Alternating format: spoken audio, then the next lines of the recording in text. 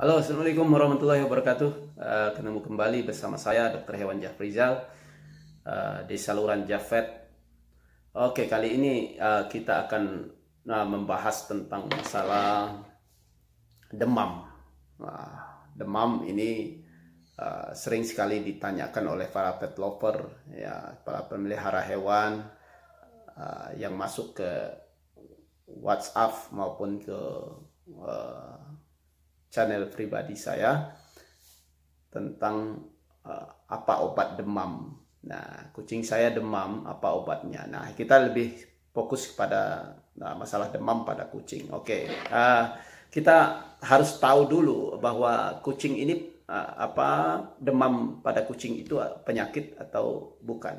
Ya, kalau penyakit, apakah demamnya yang kita obati atau apa yang menyebabkan demamnya yang harus kita tangani. Nah, ini yang perlu sekali kita jelaskan sehingga pengertian kita terhadap demam itu bisa lebih komprehensif. Oke. Demam itu sendiri itu merupakan respon tubuh terhadap kondisi internal maupun eksternal. Baik itu eksternal itu adalah hal-hal yang bisa menyebabkan suatu tubuh bereaksi terhadap itu, misalkan ada kuman atau penyakit yang dari luar, atau ada cuaca yang ekstrim, atau lingkungan ya yang bisa menyebabkan tubuh bereaksi terhadap itu. Kemudian bisa saja alergi misalkan, itu bisa saja menyebabkan demam, tubuh bereaksi. Internal itu bisa disebabkan oleh karena faktor memar atau ada keradangan, kemudian ada kesalahan malnutrisi, bisa saja karena memang ada tumor, ya, ada bakteri, virus dan jamur, ini yang bisa menyebabkan demam. Oke, terkait dengan itu kita akan bahas sebenarnya demam, ada yang demam yang tanpa penyebab. Nah, ini kita juga di istilahnya itu UFO, ya, FUO. Nah, jadi demam unknown fever. Jadi demam yang disebabkan karena tidak diketahui oleh penyebabnya. Jadi nanti kita akan kategorikan di demam karena internal, karena eksternal, dan karena demam yang tidak diketahui. Oke, terkait dengan demam ini kita perlu mengetahui apa gejala yang muncul akibat demam. Ya, sering sekali kita kadang-kadang tidak mengetahui bahwa kucingnya itu demam. Ya, demam atau bukan. Bahkan kalau dia tidak mau makan, bilang kucingnya demam. Nah, tanpa dengan mengetahui gejala itu, maka kita nanti tidak mengetahui bahwa kucing demam atau dia tidak demam, atau di bawah suhu. Nah, kalau demam ini hipertermia, kemudian suhu yang rendah itu hipotermia. Apakah hipertermia atau hipertermia? Ya, oke, ini kita akan jelaskan. Jadi kalau gejala yang muncul akibat demam ini adalah kucing itu menjadi kurang makan, kemudian kurang minum, kemudian dia menjadi lesu, lemah, kemudian dia juga mengalami depresi, kemudian sering tiduran atau sering di tempat yang dingin, kemudian dan bahkan sering sekali kita lihat kucing itu berada di WC, ya, di toilet, ya, itu mencari bak mandi, dekat bak mandi itu mencari tempat yang agak dingin. Dan juga dia bisa saja gemeteran, ya, tidak saja gemeteran ini karena kucing itu kedinginan, tetapi dia bisa gemeteran karena kucing itu terlalu tinggi panasnya. Dan juga bisa kita lihat dari pernapasan, ya, pernapasan kucing akan menjadi ngos-ngosan, ya, nafasnya pendek dan cepat, ya. Dan juga kalau demamnya bisa berlanjut dan itu bisa menyebabkan diare, ya, tentu saja ini diare juga bukan penyakit, tapi itu gejala juga, ya. diare, kemudian muntah, bersin, itu semua gejala itu. Ya, gejala dari suatu penyakit. Nah, ini nanti kita bisa menspesifikasikan penyebab demam itu seperti apa. Nah, untuk mengetahui demam tentu saja kita juga harus tahu batas seberapa suhu tubuh itu dikatakan demam. Ya, untuk kucing itu 37,8 sampai 39,2 itu dikategorikan normal. Tetapi kalau pada manusia itu sudah 38 lebih, itu sudah kategori sudah tinggi ya. Tapi kepada kucing ini masih normal. Jadi 37,8 sampai 39,2. Oke, bagaimana kita mengetahui suhu itu? Ya, suhu ini bisa kita ketahui dengan cara pemeriksaan ya. Pemeriksaan yang bisa kita lakukan dengan cara termometer ya. Termometer beli di alat-alat alkes. Perlu ya kita persiapkan termometer, kemudian gel ya. Perlu kita siapkan juga alkohol, kemudian tisu. Nah, sebelum kita lakukan pemeriksaan, kita harus lakukan pembersihan dengan alkohol, kemudian berikan gel, kemudian baru kita periksa lewat dubur ya, lewat anus. Nah, sehingga setelah kita suhu tubuh itu berbunyi, ya alat itu berbunyi. Kalau yang digital berbunyi, kalau kita pakai kaca ya ini harus kita turunkan dulu suhu tubuh di kaca. Suhu yang di kaca itu kita turunkan sampai 0, kemudian baru kita masukkan ke dalam dubur ya. Dengan cara juga dibersihkan dengan alkohol, kemudian kasihkan gel. Nah, apabila sudah stabil dia, itulah suhu kalau di kaca. Tapi kalau yang di termometer digital itu berbunyi ya, berbunyi tit tit tit, alarmnya itu menandakan bahwa dia sudah suhunya sudah stabil. Jadi kita sudah dapatkan suhu. Nah, tapi ada juga yang dipakai untuk pemeriksaan suhu dengan cara tidak menyentuh, yaitu dengan cara laser ya, sinar infrared ya. Itu ini ada ya, ini seperti ini ya, ini infrared ya kan. Bisa juga teman kita lihat ini ada sinar infrarednya, kemudian kita dekatkan sekitar 5 atau 5 cm lah ya, kita dekatkan dengan suhu tubuh. Ini sudah tertera ya, sudah tertera di sini. Oke. Untuk pemeriksaan dengan cara termometer digital ini, saya juga menggunakan termometer digital. Ini kita bersihkan dengan alkohol, kemudian kita berikan gel sehingga tidak menyakiti hewan ya. Ini akan berbunyi dan nanti akan tertera tulisan di sini. Oke. Untuk pemeriksaan dengan cara termometer digital ya, ini perlu sekali karena standar deviasinya akan lebih tinggi ya. Ini sekitar 1,5 derajat Celcius pada hewan.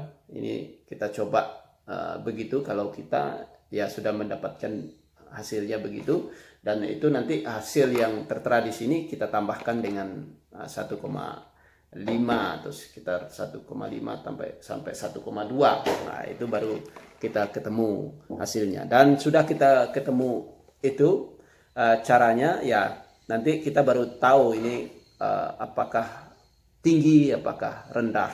Nah, kalau tinggi ini apa yang mesti kita lakukan, yang bisa kita lakukan di rumah ya. Untuk para pet lover ini bisa melakukan dengan cara mendinginkan tubuh kucingnya itu dengan cara menempatkan pada kondisi ruangan yang sejuk, kemudian di tempat lantai yang dingin, kemudian dikasihkan kipas angin, atau kalau ada AC ya juga boleh dilakukan AC. Kipas angin juga jangan terlalu kencang untuk menghindari stres ya. Bunyi yang cukup keras kalau kipas angin ini juga akan menakutkan kucing, dan ini akan menyebabkan dia stres dan juga akan tinggi suhu tubuhnya. Oke deh, kita bisa memberikan dengan cara menurunkan suhu tubuhnya dengan cara membasahi kain ya. Kain kita basahi kemudian dilap-lap ke bulu kucing itu. Ini bisa membuat kucing itu suhu tubuhnya turun kembali. Nah, apabila dalam kondisi atau dalam waktu 24 jam masih belum turun, nah ini perlu segera dikonsultasikan dengan dokter ya. Sehingga jangan diambil tindakan dengan cara memberikan obat-obatan ya, obat-obatan sendiri. Nah, sehingga perlu diketahui bahwa obat-obatan pada hewan ini berbeda dengan pada manusia. Ada sedikit sekali yang dipergunakan obat manusia. Karena kalau menggunakan obat manusia seperti untuk penurun panas yang lebih banyak menyebabkan kucing tidak cocok ya, tidak sesuai, dan kucing tidak bisa mengolah obat-obat manusia itu di hati, karena ada enzim di hati itu tidak bisa memecah atau menghancurkan produk itu, karena metabolisme di hati itu akan menjadi rusak ya. Nah, inilah yang menyebabkan kucing keracunan ya. Obat-obat demam seperti paracetamol ya, jangan sampai diberikan pada kucing Anda. Ini terlalu banyak sekali ini ya. Panadol itu sama ini, paracetamol ini banyak sekali pemilik kucing atau pet lover itu menggunakan obat-obat manusia seperti itu untuk menurunkan demam. Nah, jangan sampai ya. Ini banyak kasus ya, kasus kucing keracunan paracetamol. Oke. Setelah kita tak ketahui kucing itu mengalami tinggi ya, dan sampai 24 jam belum juga turun, maka kita bawa ke dokter, dan di dokter kita perlu menjelaskan karena dokter dalam melakukan anamnesa ini secara menyeluruh bagaimana kucingnya di rumah, ada berapa populasinya, di mana apa makanannya, kemudian bagaimana kondisi lingkungan di sana, kemudian ada nggak yang sakit ya, atau ada yang mati ya, ini sudah dilakukan vaksinasi atau belum. Nah, itu pertanyaan-pertanyaan seperti itu ya harus dijawab dengan jujur. Jangan sampai kucing yang sudah diberi pengobatan dianggap dibilang belum diberi pengobatan, sehingga nanti dalam diagnosa dokter untuk masalah keracunan, misalkan ada keracunan obat yang sebelumnya, ini tidak diperhitungkan ya. Jangan sampai itu terjadi. Oke. Mungkin kalau di dokter akan dilakukan anamnesa, dilanjutkan dengan cara palpasi ya, dan ini juga bisa dilakukan oleh pemilik hewan itu sendiri di rumah dengan cara sebelum waktu saat mau diobservasi, kemudian diperiksa secara diinspeksi ada enggak yang kelainan bengkak, atau ada ingus, ada diare, ada keluar cairan dari hidung atau dari kuping ya, itu perlu diperiksa. Kemudian bisa dipalpasi dari mulai rongga mulut dibuka, kemudian diperiksa saluran pernapasannya, saluran pencernaannya di kulit, kemudian berlanjut sampai ke bawah, dilihat sampai ke ekor dan kaki, diurut-urut, pelan-pelan ya, jangan urutnya keras-keras, kita palpasi, itu namanya kita secara lembut ya. Ini nanti kita bisa menemukan di mana bagian yang dia bengkak atau sakit.